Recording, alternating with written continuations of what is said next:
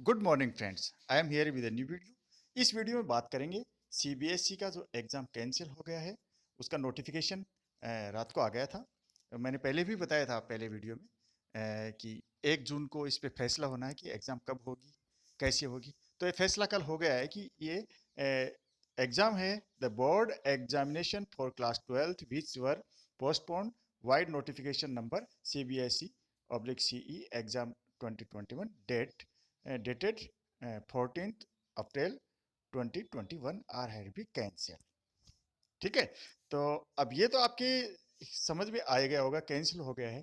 और मैं आपको एक बात और बता दूं कि मैं आपको हिंदी और इंग्लिश दोनों में बताऊंगा। ये इंग्लिश में जो है नोटिफिकेशन ये बता रहा हूँ आपको। Class 12th assessment will be made as per well defined objective criteria in a time bound manner.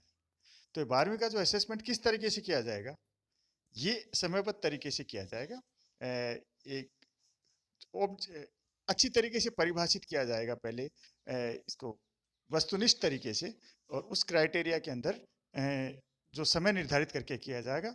It is decided that any student who is satisfied not satisfied with this assessment, an option to appear in the examination would be provided by CBSE as and when the situation becomes conducive। तो अगर कोई बच्चा इस assessment से संतुष्ट नहीं है तो सीबीएसई उसको मौका देगी और वो एग्जाम दे सकता है। चलिए आगे चलते हैं। ये न्यूज़ मैंने कल ही टेलीग्राम चैनल पे डाल दी थी, ब्रेकिंग न्यूज़। 12th बोर्ड की परीक्षा कैंसिल। बोर्ड परीक्षाओं को लेकर पीएम मोदी की बैठक में अहम फैसला हुआ। सीबीएसई ने 12वीं की बोर्ड परीक्षा कैंसिल कर दी। कोरोना के चलते फैसला लिया गया है। पीएम मोदी ने कहा कि स्टूडेंट्स की सेहत पहली प्राथमिकता है, फर्स्ट प्रायोरिटी है। कोरोना काल में छात्रों पर परीक्षा का दबाव नहीं बना सकती। इस बैठक में सीबीएसई के चेयरमैन के साथ रक्षा मंत्री राजनाथ सिंह और प्रकाश जावड़ेकर भी मौजूद थे। तो दोस्तों,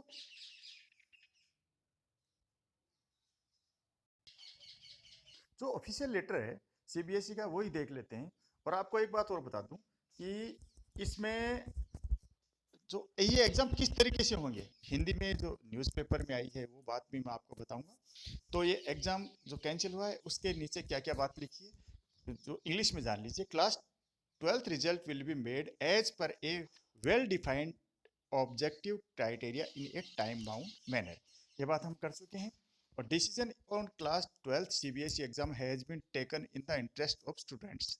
प्रधानमंत्री ने कहा है कि ये 12वीं का एग्जाम जो कैंसिल किया है वो विद्यार्थियों के हित में किया गया है। Health and safety of our students is of utmost important and there would be no compromise on the aspect। तो स्वास्थ्य और सुरक्षा पहली पहली जिम्मेदारी है, इसको सबसे ज़्यादा महत्व दिया जाना चाहिए, टॉप प्रायोरिटी पर रखना चाहिए और इससे कोई समझौता हम नहीं कर सकते। Anxiety among students parents and teachers which must be put to an end. विद्यार्थियों, उनके अभिभावकों और अध्यापकों के बीच में जो चिंता थी उसको उसका अंत किया जाना चाहिए था। Students should not be forced to appear for exam in such a stressful situation. इस तनावपूर्ण वातावरण में विद्यार्थी उनको एग्जाम देने के लिए बाध्य नहीं किया जा सकता। All stakeholders need to show sensitivity for students. सभी जो जिम्मेदार लोग हैं सभी, तो उनको विद्यार्थियों के प्रति संवेदनशीलता दिखानी चाहिए। और आप इस लेटर को देख सकते हैं, इंग्लिश में स्क्रीनशॉट ले सकते हैं। अब हम क्यों जो हिंदी का जो न्यूज़पेपर में जो न्यूज़ आई है इम्पोर्टेंट, उसकी बात करें। ठीक है दोस्तों, उसकी तरफ चलते हैं। ये आपने देख लिया होगा। ओके, आगे चलें। फ्रेंड्स, अब हम ये दैनिक भास्कर में जो आज छपी है न्यूज़ वो देख लेते हैं। सीबीएसई 12th की परीक्षाएं रद्द, राजस्थान बोर्ड आज लेगा फैसला।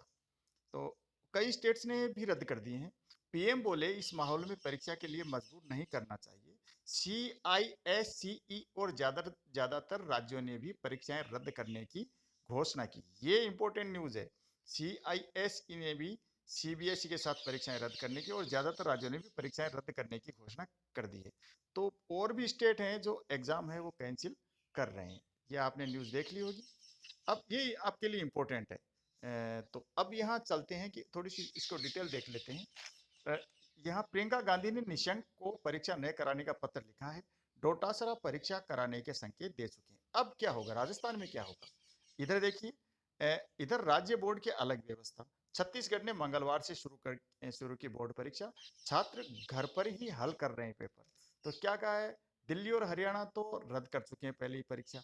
दिल्ली, हरियाणा और अन्य राज्य भी ऐसा कर सकते हैं। दिल्ली ने पहले 12वीं की परीक्षा न कराने की घोषणा कर दी।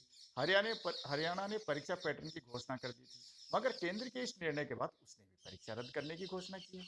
ज्यादातर राज्य शिक्षा बोर्डों ने कहा था कि वह परीक्षा के मामले में केंद्र के निर्णय के आधार पर ही फैसला लेंगे। अब केंद्र ने निर्णय कर लिया कि 12वीं की परीक्षा नहीं लेंगे, तो अब स्टेट्स भी ऐसा करेंगे, इसी को फॉलो करेंगे अधिकतर स्टेट। छत्तीसगढ़ में मैंने बता ही दिया कि बच्चे घर से करके लाएंगे। घर से परीक्षा देने वाले छात्रों को कोई दिक्कत नहीं है, ऐसा डॉक्टर आलोक शुक्ला ने, राज्य शिक्षा बोर्ड के अध्यक्ष ने कहा है। गुजरात ने भी परीक्षा का टाइम टेबल जारी कर दिया है। तो पिछले दिनों हुई बैठक में दिल्ली में महाराष्ट्र समेत सिर्फ 4 राज्यों ने परीक्षा न कराने का समर्थन किया था।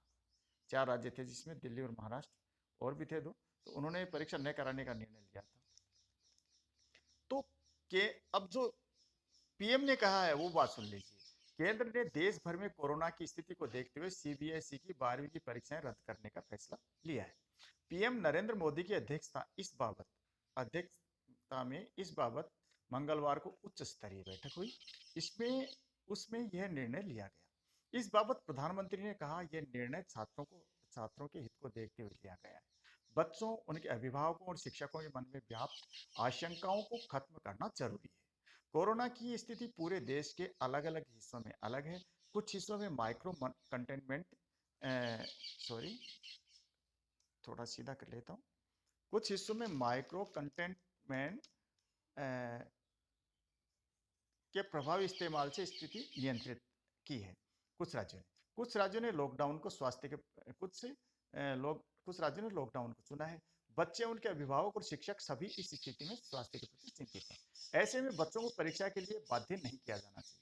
बताया जाता है कि समीक्षा बैठक में अधिकारियों ने राज्य सरकारों समेत सभी पक्षों से इसमें मामले में अब तक मिले सुझाव और विचारों का विस्तृत प्रस्तुतिकरण दिया। CISCE ने भी 12वीं बोर्ड की परीक्षा रद्द कर दी।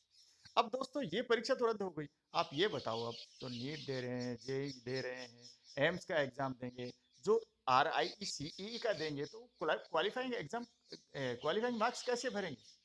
उनको दिक्कत आएगी। और अब ये मार्क्स आपको किस तरीके से मिलेंगे 12वीं में, क्योंकि 10वीं का तो फॉर्मूला निकल चुका है। अब ये 12वीं का फॉर्मूला क्या होगा, इस बारे में हम चलो बात कर लेते हैं।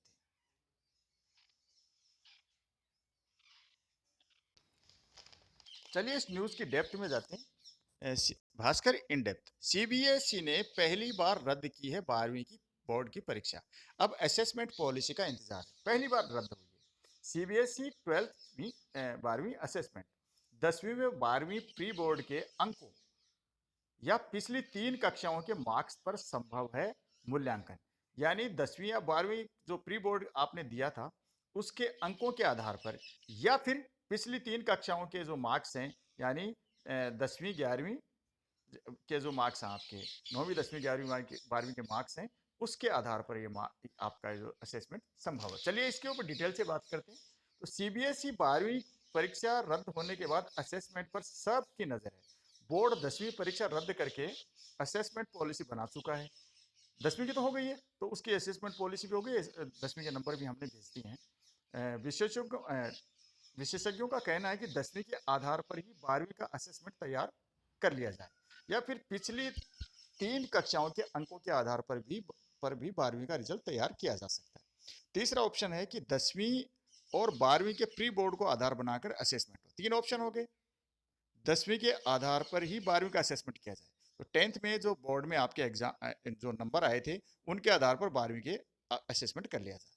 दूसरा ऑप्शन, पिछली 3 कक्षाओं के अंकों के आधार पर भी 12वीं का रिजल्ट तैयार किया जा सकता है, अर्थात 9th 10th और 11th जो 3 कक्षा में जब आपने मार्क्स ऑब्टेन किए, प्राप्त किए, उनके आधार पर। तीसरा ऑप्शन कि 10वीं, ये देखिए 3 ऑप्शन हो गए आपके यहाँ, 10वीं के आधार पर हो गए, 10वीं के आधार पर 12वीं का असेसमेंट हो जाए, है ना।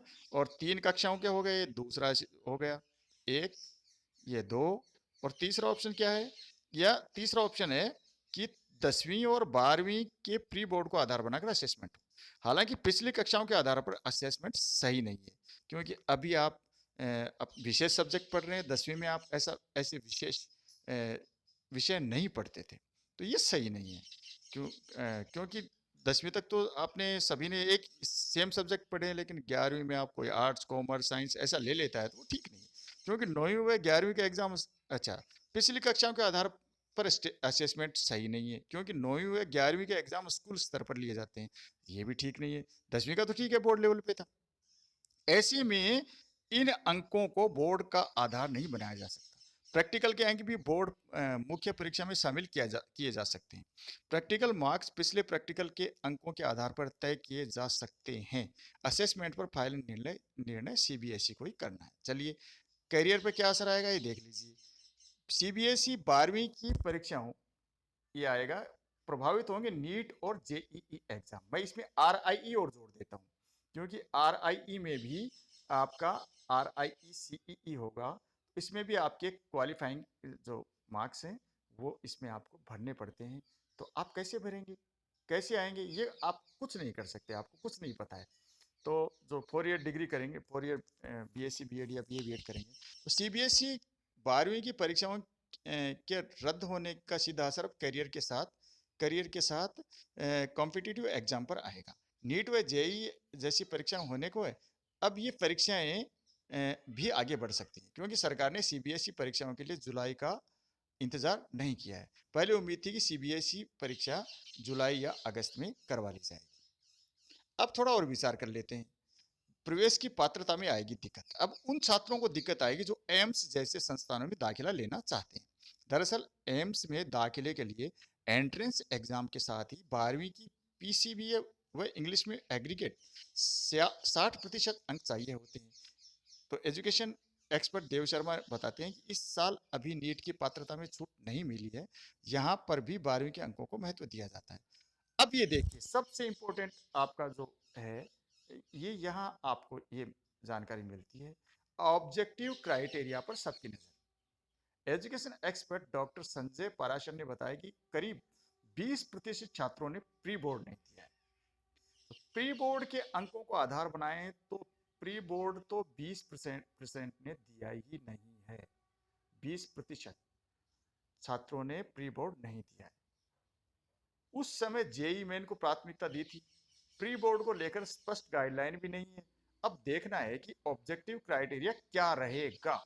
एग्जाम अगर असेसमेंट करेगी सीबीएसई, तो ये क्राइटेरिया क्या रहेगा। कई छात्र कॉम्पिटिटिव एग्जाम्स की वजह से स्कूल नहीं जाते, सीबीएसई उनका असेसमेंट कैसे करेगा, इस पर भी सवाल है। तो बच्चों, जो जो ये स्थिति क्लियर होती जाएगी, मैं आपको बता दूंगा।